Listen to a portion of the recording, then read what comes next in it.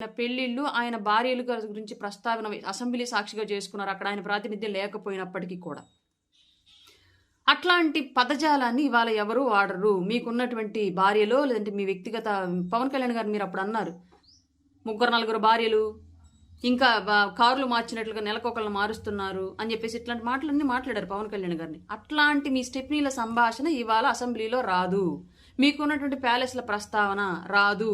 పవన్ కళ్యాణ్ గారు సినిమాకు తీసుకున్నటువంటి రెమ్యునరేషన్ గురించి మీరు ఎలా మాట్లాడారో అలాగే ఇవాళ మీకున్నటువంటి ప్యాలెస్ల ప్రస్తావన, ప్యాలెస్లో ఉన్నటువంటి గదుల ప్రస్తావన, మీ వివాహేతర సంబంధాల ప్రస్తావన ఇవి ఏవి కూడా అసెంబ్లీలో రావు అని చెప్పేసి క్లియర్గా హామీ ఇస్తూ అసెంబ్లీకి వెళ్ళండి మహాప్రభో.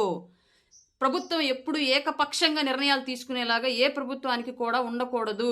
అది ప్రజాస్వామ్యానికి విఘాతం కల్పించే అంశము.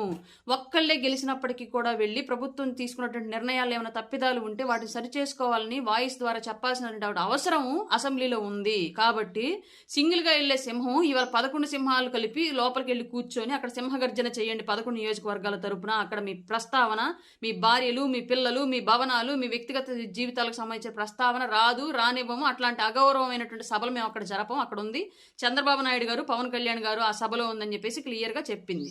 దీనికి సంబంధించి డిబేట్లలో గౌరవనీయులైనటువంటి వైసీపీ అధికార ప్రతినిధులు కేవలం 3 మాటలు మాత్రమే వినిపిస్తూ, అది కూడా నేను క్లియర్ అక్కడ ఉంది, మాట్లాడము అని చెప్పేసి మాట్లాడుతూ ఉంటే ఈవిడ మీద యాక్షన్ తీసుకోండి.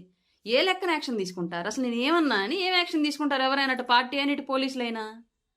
మీకు సరిగ్గా చదవడం రాదు, సరిగ్గా మాట్లాడడం రాదు, సరిగ్గా వినటం కూడా వచ్చి సావదు.